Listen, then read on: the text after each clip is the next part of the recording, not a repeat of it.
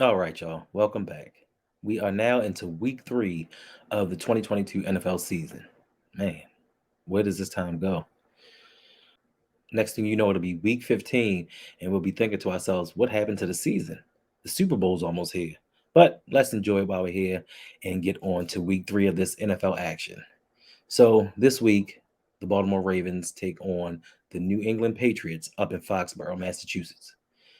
It's going to be a tough one because last week we didn't get it done, and the New England Patriots, you know, I was wrong. I'll admit it. I thought that Pittsburgh was finally going to overcome Bill Belichick and get that elusive win, but Mr. Trubisky proved that he is who he always is. Going into this contest, both teams are 1-1, and on paper, it would look like that this should be an easy win for Lamar Jackson and the Baltimore Ravens. But if you dive deeper into it, it's not looking pretty good. If you go by past history, the Ravens are 2-9 all time against the Patriots. 0-6 in Foxborough. They have not won a game in Foxborough in the regular season. Now we are 2-2 against them in the playoffs. Both wins have come in Foxborough, but in the regular season, we just seem to always come up short. We played them 2 years ago, and you can blame it on the rain. You can Milli Vanilli it and blame it on the rain because the rain don't mind. But we just couldn't take down Cam Newton and the Patriots in Foxborough. Now, they are calling for slight showers. Hopefully, that's not the case because, listen, we need every advantage we can. We are going up against a defensive mastermind in Bill Belichick. The offense is not what it used to be. It's not what we're used to going against when we're playing the Patriots. But I think they'll have some tricks up their sleeve. McCorkle Jones, he had a decent outing last week. He had 252 yards and a touchdown. Can he do that against us? I don't know. If he does, that's when I'm going to panic. Now, last week may have been an aberration. Some things happen, some miscommunications, people being out of place, people not used to playing in certain positions. I give them that. But this is week 3. We are going against an inept offense, passing wise. I mean, rushing the ball, they haven't been all that as well. But if we get torched in the passing game by the New England Patriots, I'm going to panic. I'm not even going to hold you. I'm not going to lie. This is something I didn't see coming. Not during the beginning of the season, after all the signings, after all we put into the secondary. $43 million. $43 million cap hit. I don't want to see balls going over the head. Pause. As John Harbaugh said, I don't want to see it. Now, as I stated, this is Bill Belichick, and you can't put anything past him. He can still scheme up some games, even with lesser talent. He puts game plans together to shut some people down. Listen, through 2 weeks, he's only given up 2 touchdowns, and that's against a Miami team that scored 6 against us. So that just lets you know the capabilities that they have. Now, will Lamar be able to get off? I'm not for certain. Will Matt Judon be extra motivated to go against his team? Will Matt Judon say, listen, I'm going to let y'all know you made a mistake by letting me go and have a point to prove in the rec shop? Will this offensive line come into form? Is Ronnie Stanley going to play? Are we going to get J.K. back? And if he does, is it going to be in a limited role?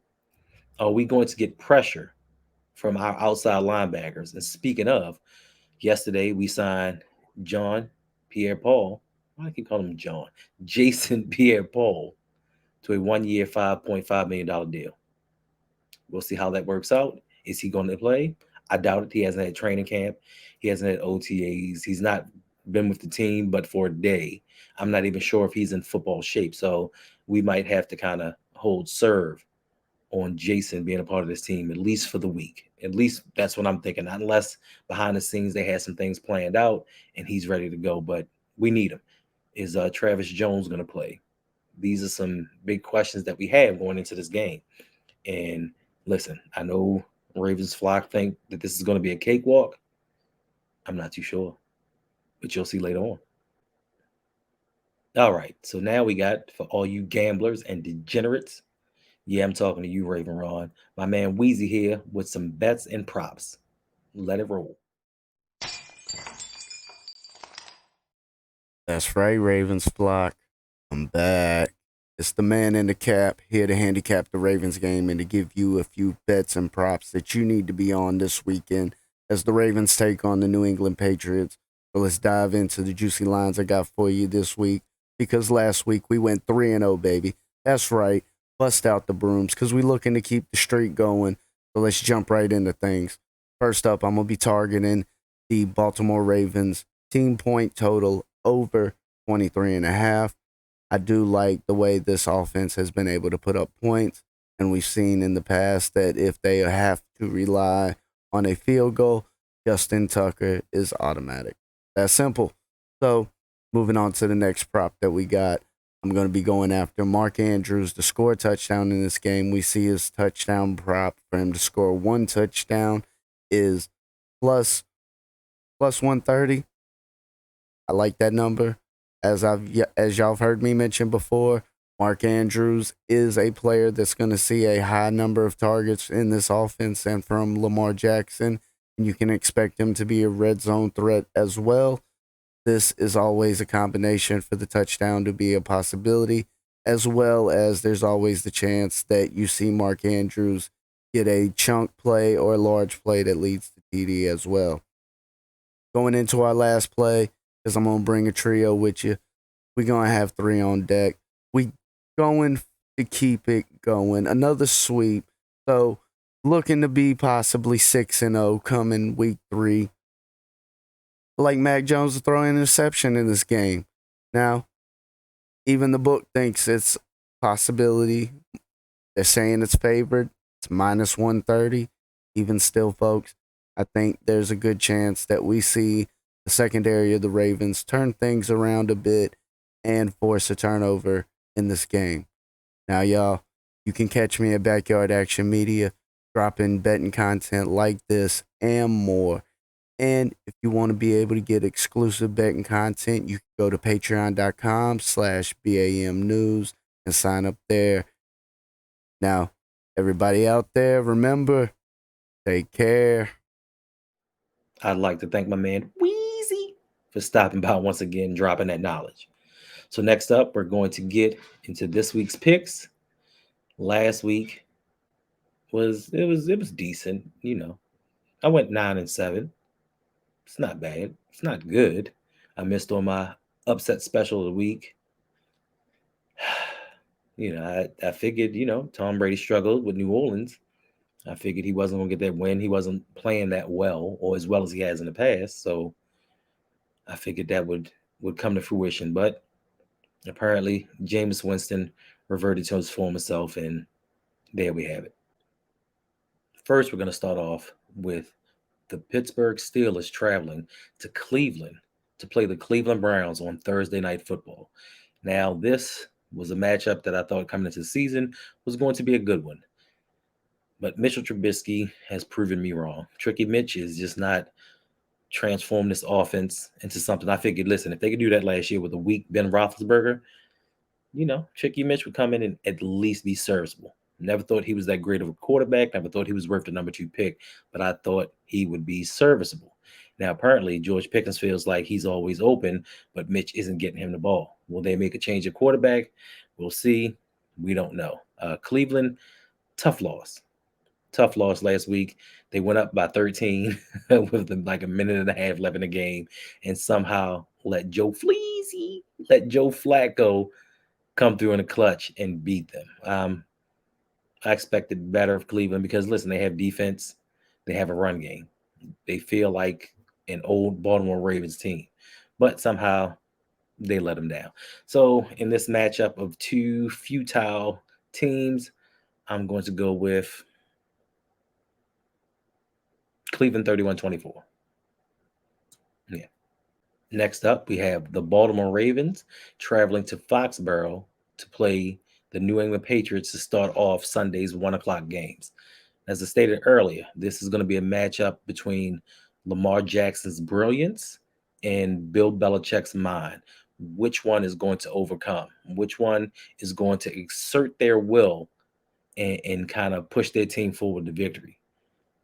I would have thought it would have been Lamar, but listen, Lamar scoring points and the defense giving up more, I'm not sure. Like, I'm not sold on this New England Patriots offensive team in the least bit. But if we have turnovers, listen, we showed last week, without turnovers, without penalties, we still lost. So if we make mistakes, if things happen, I think that the Patriots are going to capitalize on it. So this is going to be my upset special of the week. I'm going to go with New England 24-17 over the Baltimore Ravens.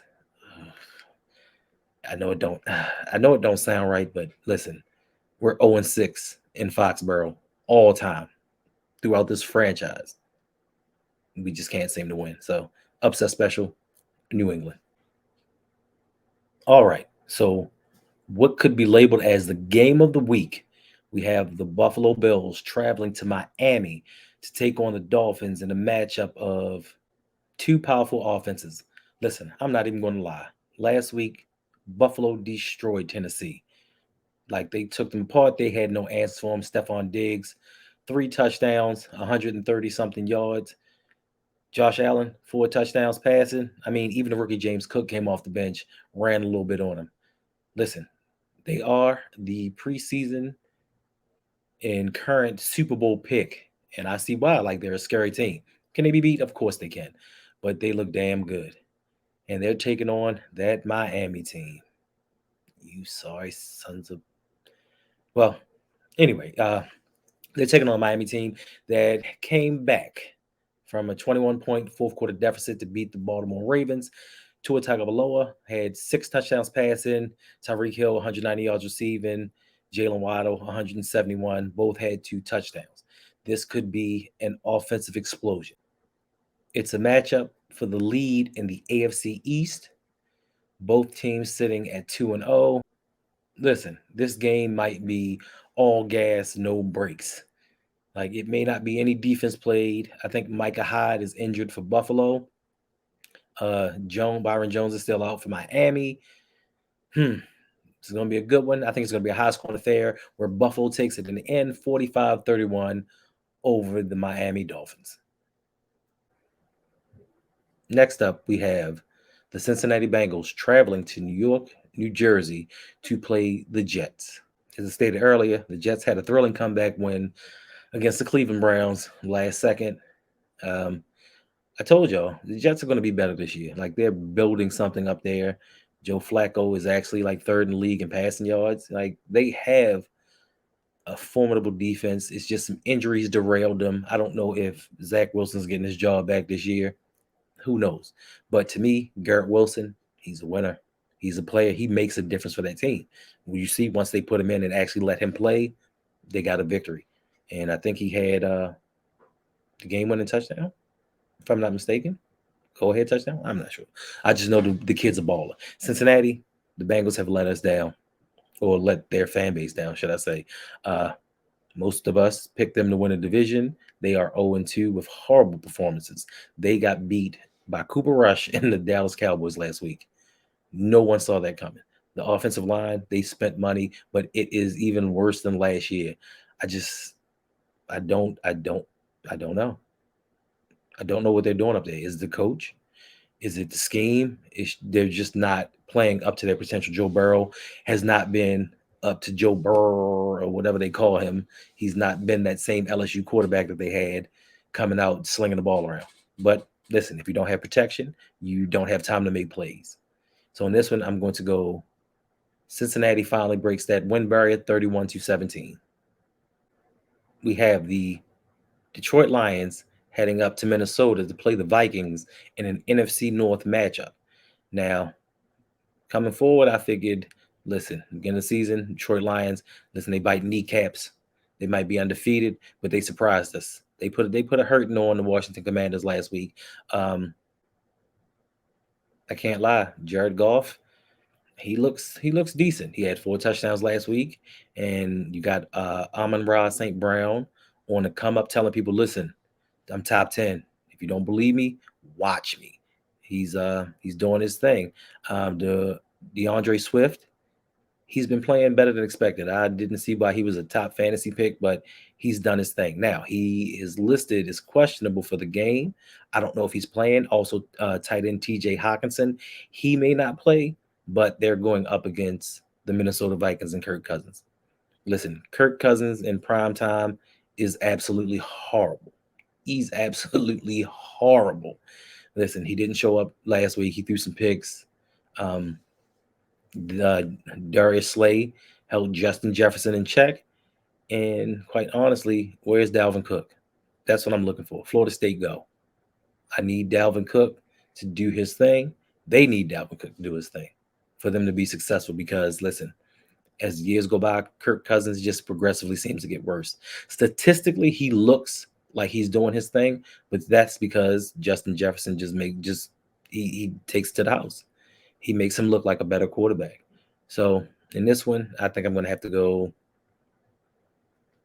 Detroit 35-28. Detroit wins. In our next matchup, we have the Houston Texans traveling to Chicago to play the Bears. The Bears. Now, what do we say about Houston? They lost to the Broncos last week, and they didn't score a touchdown. 3 field goals is all they could muster. Now, Davis Mills, I think he's an up-and-coming quarterback. He's doing his best. Pierce is a solid running back. I don't think that they're using him correctly, but this team is just in shambles. Now, speaking of shambles, I don't know what the hell happened with Chicago last week. Now, week 1, they played in the monsoon. You kind of give them a pass. Last week, they played the Green Bay Packers. I did not see that coming. I have Justin Fields on my fantasy team, and he mustered a whopping 70 yards passing. 70 yards passing. Now, the only way they stayed in the Green Bay game, David Montgomery had 120-something yards rushing, so they need to replicate that, and they actually need to get a pass game going. Now, I know they said we had a weak wide receiver room, but other than Mooney, I don't see much up there in Chicago, and they need to get it together. So with that being said, I am going to take Houston over Chicago 24-23. All right. In a display of fireworks, possibly, we have the Kansas City Chiefs playing the Indianapolis Colts. Listen, could say a whole lot about this, but Patrick Mahomes is Patrick Mahomes without Tyreek Hill. Last week, they beat the Chargers on Thursday Night Football. Exciting game. They are going up against Indianapolis. That didn't score a point against Jacksonville. Now, I'm not saying Jacksonville's a bad team, but as far as defensive world beaters, I would not agree with that. And you could not muster any points. Now, Matt Ryan, people thought he was going to come over and be a stabilizing force for that organization. He's not. He's really not. He's Matt Ryan. He's an old Matt Ryan. He threw 2 picks, had under 150 yards. He just wasn't doing it. Listen, Jacksonville held Jonathan Taylor to 54 yards.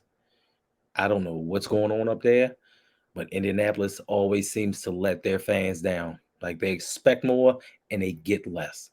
So with that being said, I'm going to call this one KC 48, Jacksonville 10. It's not going to be close. It's going to be the total destruction. Next up, we have the Las Vegas Raiders versus the Tennessee Titans. This is the battle of the 0-2s. I don't know. Last week, the Raiders had an epic collapse at Arizona. It wasn't pretty. Devontae Adams, 17 yards. I don't know how that happens, especially from Arizona. 17 yards? Like, somebody needs to be disciplined because that should not happen. He's supposedly the best wide receiver in the NFL, and you can only get him 17 yards, but you get the ball to Hunter Renfrow that fumbles twice. Hasn't fumbled before, but somehow fumbles twice in this game. Like, all the cards align for Arizona. I don't know. I don't get it. And in Tennessee got dismantled by Philadelphia on Monday Night Football. Like, Ryan Tannehill's not it. He has never been it. He kind of fooled everybody for a year, but he's not that guy. And if you shut Derrick Henry down, that seems to be it for the Tennessee Titans. But with all that being said, I'm still going to pick the Tennessee Titans to beat the Raiders 28-23. Yeah. Next up, we have New Orleans traveling to the Carolinas to play the Panthers. Now, New Orleans let me down. They lost to Brady and the Bucks last week. Nobody really thought that Baker Mayfield was going to make that big of a difference. But to think that the Panthers were going to be 0-2 coming into this third week, I didn't see it. I thought that he and his chip on his shoulder would at least pull him through for one win. This is not going to be a very good game. Jameis Winston has reverted back to old ways. He threw 3 interceptions last week. I just don't see exciting football coming from this. Alvin Kamara, is he playing? Is he not? That's going to weigh heavily on the offense for New Orleans and what they got going on over there. I know they still have Jarvis Landry, Chris Olave, Slant Boy, but is that going to be too much to overcome? Carolina, they need to get Christian McCaffrey more involved. They need to have him run the ball more. Stop being scared that he's going to get hurt and give him that rock. They need to get DJ Moore involved. Like, I don't know why your two talented players on offense, you seem to limit them and wonder why you can't win. So with this one, I think that Carolina stays winless and goes to 0-3 and loses 21-16. Our final 1:00 matchup, we have the NFC least, the Philadelphia Eagles going into DC to play the Washington Commanders. Now, Philly dismantled Minnesota last week, and the Commanders got their butt spanked by the Detroit Lions. You know, do we believe in Jalen Hurts? Do we believe that he's really taking that next step to the next tier of quarterbacks? Not tier 1, not tier 2, possibly tier 3. I don't know. Maybe tier 2. Who knows? He does look a lot better. And it's no coincidence they gave him A.J. Brown. He makes a difference on any team. Devontae Smith, he has another year under his belt. So you give him weapons, he becomes a better quarterback. You see how that works, Baltimore? You see how they do that? Miles Sanders is playing well. They have a good offensive line, an okay defense. They do have Darius Slay. Like, that dude's a dog. I like Darius Slay. The Commanders, Carson Wentz. Also, another surprise. No one saw Carson Wentz playing this well, but believe you me, it's going to take time and he will implode and revert back to original form. They do got Scary Terry, though, so that makes Carson look a little bit better. But to this, I'm going to have to take Philadelphia 34-23 over the Commanders. Now, starting with our 4:00 matchups, we have the Jacksonville Jaguars going into Los Angeles to play the Los Angeles Chargers.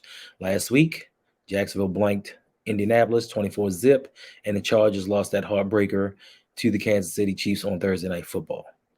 Now, Trevor Lawrence, he seems to be getting better. He seems to be getting comfortable. Christian Kirk actually was a pretty decent addition and is helping him move forward. Now, the surprise for Jacksonville is going to be James Robinson. Coming off an injury, nobody thought that he was going to be kind of back to form this soon, but he's shown, hey, I'm not missing a beat. I got Travis Etienne breathing down my neck. So to keep my job as an undrafted rookie, I got to do what I got to do, and he's been balling out.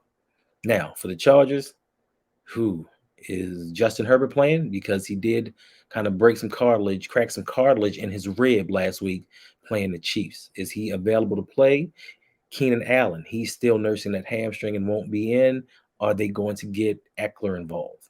Because I know that's been a big thing. He's supposed to be that spark for that offense, but he's been MIA for most of the season. So I think I'm going to pick the Clippers to beat, I'm sorry, not the Clippers, the Chargers to beat Jacksonville 31-20.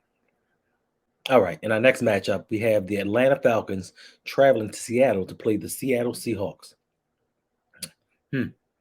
Last week, the Atlanta Falcons lost to the Los Angeles Rams.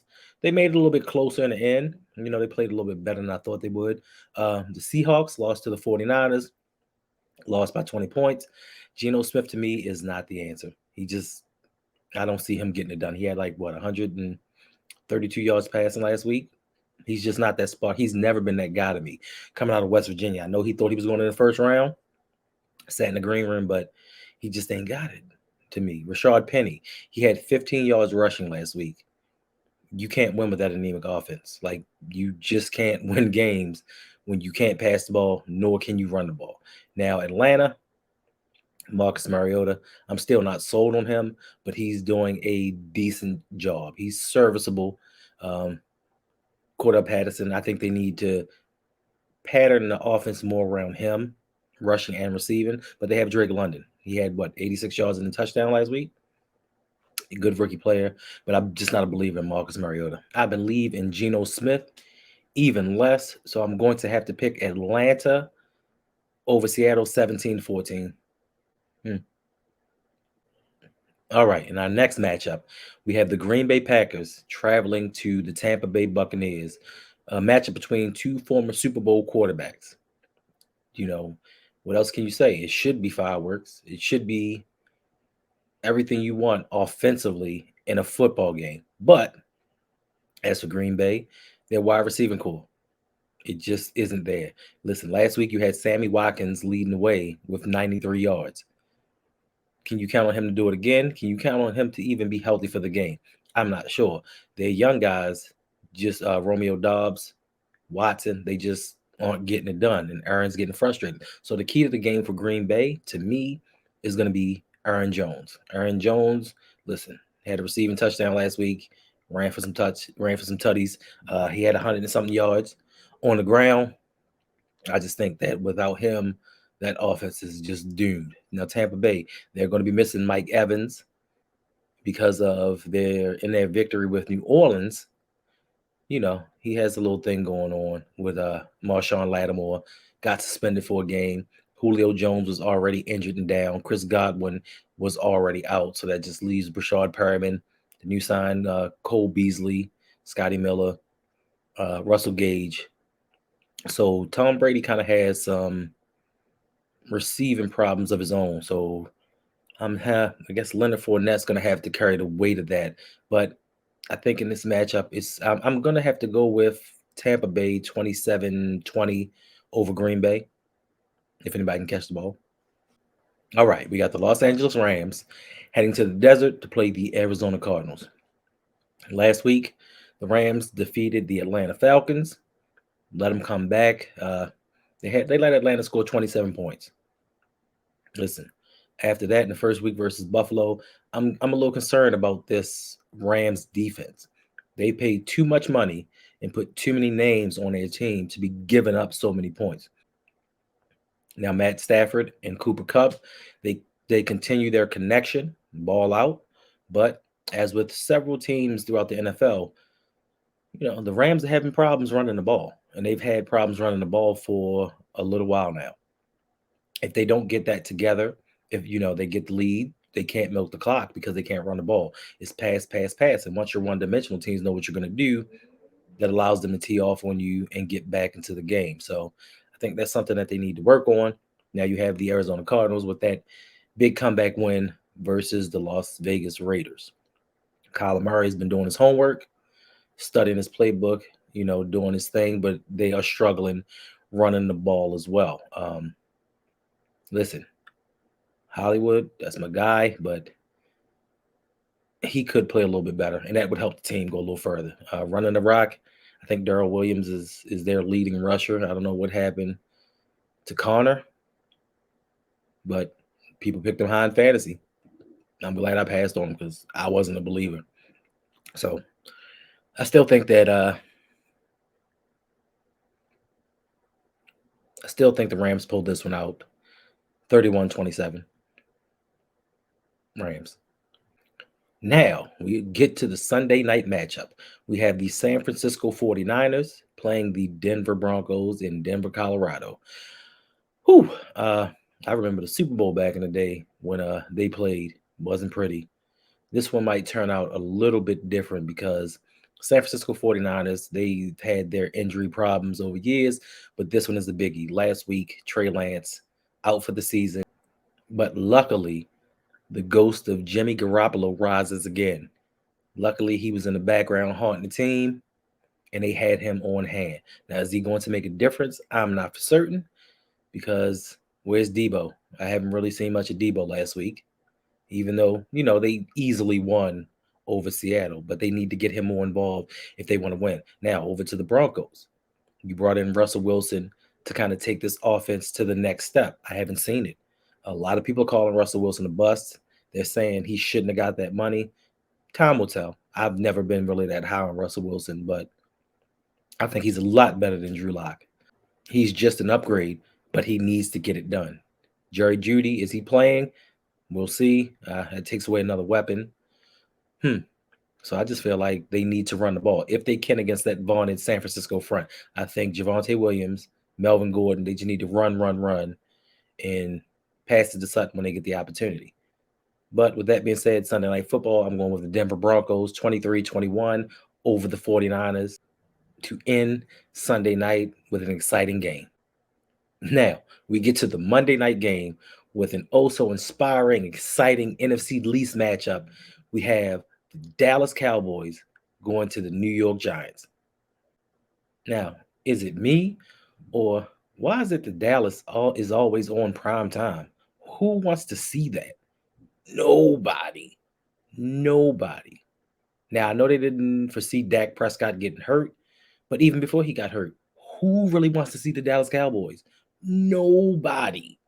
But here we are. We have this matchup of Cooper Rush versus Daniel Jones. Now, don't get me wrong, Daniel Jones did his thing. The New York Giants are 2-0 in spite of him. Like, he's just not that good a quarterback. Cooper Rush proved people wrong. They beat the Cincinnati Bengals last week, and now there's a renewed enthusiasm going throughout Cowboys Nation, Cowboys fan base. They feel like they're unbeatable, and once Dak comes back, it's a wrap. Listen, your team is predicated around Ezekiel Elliott and Tony Pollard. Run the rock and defense. Micah Parsons. Micah Parsons is the Dallas Cowboys. Let's get that straight. Aside from that, you have nothing. This team is nothing. CeeDee Lamb, I told y'all. Some people asked me what I thought about him. I'm like, listen, he's a good number 2. He's not a number 1. He's not going to go out there and dominate against these number 1 corners, especially not without Amari Cooper on the other side. But different story for different day. Now we get to the Giants. They need Saquon Barkley to continue his run. They need him to stay healthy and dominate these games running and catching the ball, because their wide receivers, to me, non-existent. Where the hell is Kenny Galladay? They gave a man $72 million, and I'm not even sure he has a catch. He doesn't seem interested in being in New York, but then he wants to question, listen, why am I not in the game plan? Why y'all not using me? What about me? Well, what about you show them that you want to make plays? Because I've seen many plays or many replays where you don't seem interested. Like you're jogging, you're walking. You don't seem like you want to be a part of the team. You got your money, you're fat and happy. It is what it is. But with all that being said, I'm still going to pick the New York Giants to go 3-0. God forgive me. 3-0, 24-13 over the Dallas Cowboys. It's a sad day. Now, don't forget, if you like what you're seeing, if you can get down with what I'm saying, make sure to hit that like button, subscribe, tell a friend, hit the notification bell so you become aware of when I upload new videos. All right, y'all. Till next time, see you after the game.